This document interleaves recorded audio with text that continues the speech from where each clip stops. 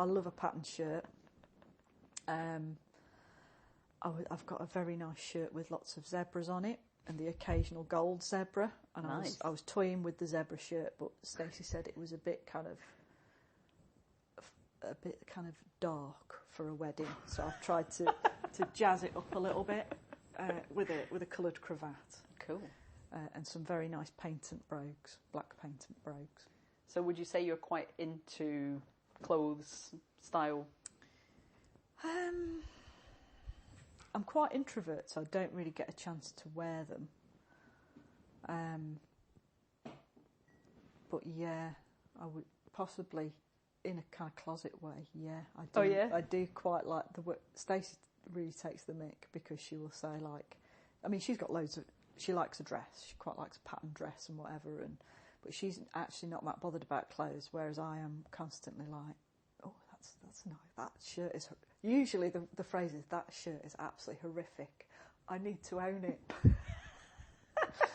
Yeah, so you're saying you're an introvert, but there's clearly an exhibitionist streak going on there. I think outside is very, because at work, outside has to be very contained, very conformist, very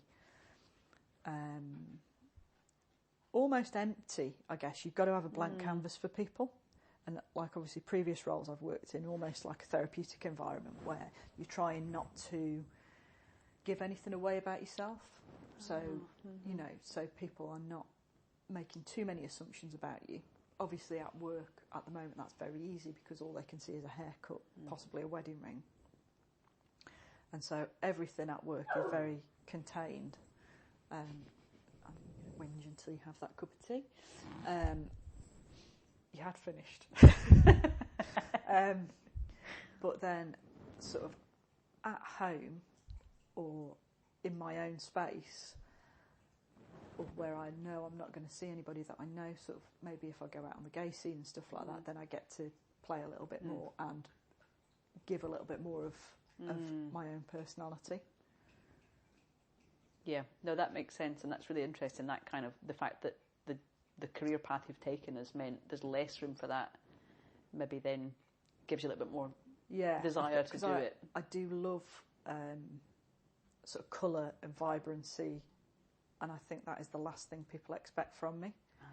Because certainly anybody who's known me at work in previous jobs as well, they always say like if they come round to my, this place or my old, flat, like this is not what I would have imagined. I would have imagined like white walls and a grey carpet and minimalist, and that is just like this is quite ornate in here, right? Like the decor is going to be full on.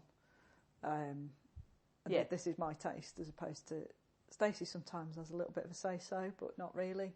Because she just knows that I have quite definite tastes. You know what you want to do. I like all the colours, all the patterns. There's like a lot of gold in here. Yeah, there's like some heavy wood, some dark wood. Yeah, patterned furniture. Quite a lot of gold. Yeah, it's pretty blingy actually, isn't it? Yeah, bit velvet. Yeah, lots of textures. Yeah, textures, patterns. What was I going to say about that? Oh, are there any regulations around what kind of haircuts you can or can't have in the force? I think there are. I think because they have to.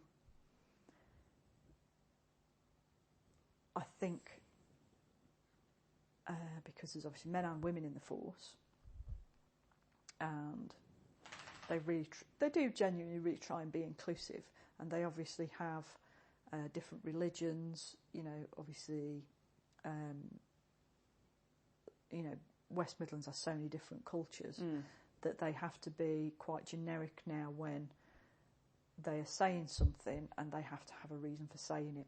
So, like, if you've got long hair, it has to be tied up in a bun, because obviously if you've got a ponytail or loose hair, somebody's going to get hold of it and pull it.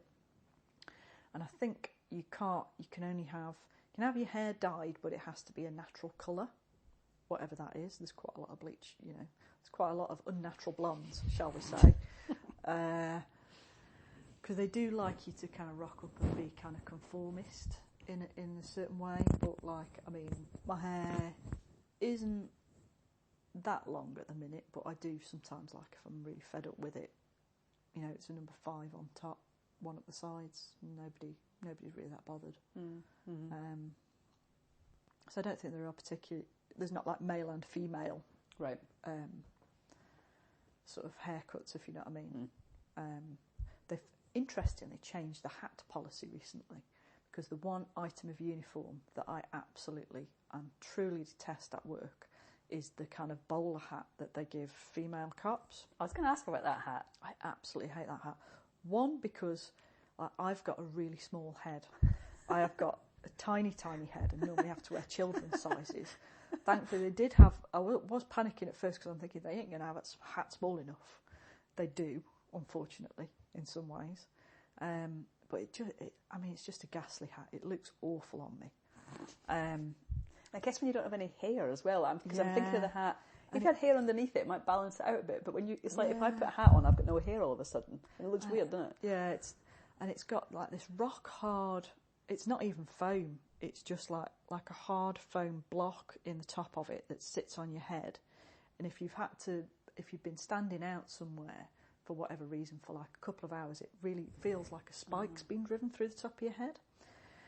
It's also the only time where my uniform is gendered. So because I'm a response cop, most of the time you jump out the car, you're not sticking a hat on. 99.9% of the time at work, I do not have a hat on. Excuse me.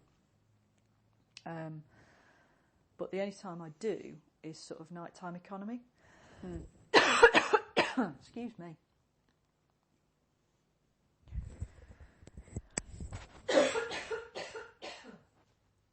All right, can you grab a drink?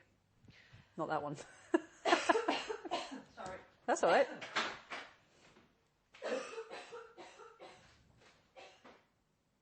Right, just pop us back on. Okay. So, the only time people sort of get my gender at work is when you've got the hat on. And so, nighttime economy, you tend to be out on foot, and they always like to have the hat on. And it's the only time you get real. It's back again. Yeah, something's gone right down your throat. Oh dear. You're right. Do you want to take a quick break? Yeah. It's awful when that happens. It's the only time where I'm kind of ever on foot, and so you've got the hat on. And it's the only time where blokes in particular, where they've had a few jars, want to make really inappropriate, sexist comments. And so I have 2 associations with the hat. 1, I don't feel that I look my best in it, which is a bit of vanity. 2, it's the only time my gender is defined at work for me, and the way I present my gender as such. And it just attracts vile, horrible comments from blokes like a magnet when you put that hat on. But thankfully, West Midlands Police have decided that we can now, if we want to, all response cops and anyone else can now opt for the flat cap. Not like Yorkshire kind of tweed flat cap. That would be excellent. I have got whippets, not that kind of flat cap. The kind of, the regular kind of cap. So mine is on order. So I do not have to wear the bowler anymore. I mean, that makes a lot of sense, doesn't it? Just same hat for everybody. That seems to make more sense. That would make more sense. But they have a real thing in policing about the... God, I can't think what the thing's called. The hat the guys wear. We have a name for them at work that I won't use here. All right. Okay. There is what is the word that I want? Begins with a C. Not constitution, not constable. It has a name. It will come to me. Yeah, custodian helmets that the guys wear is just such a British icon. Yep. And that when tourists come, they want to see a bobby in one of those hats. Yep. Little kids, they never want the bowler on. They never want to try the bowler on. They always want the custodian. Yeah. That's the police hat, isn't it? Yeah. And it's still that differentiation. The classic hat. Yeah. They want the classic hat. It's Having said that, I wouldn't want one. Right. I wouldn't want a custodian. Don't fancy that? Don't fancy that either. Can't see that being a look for me. But yeah,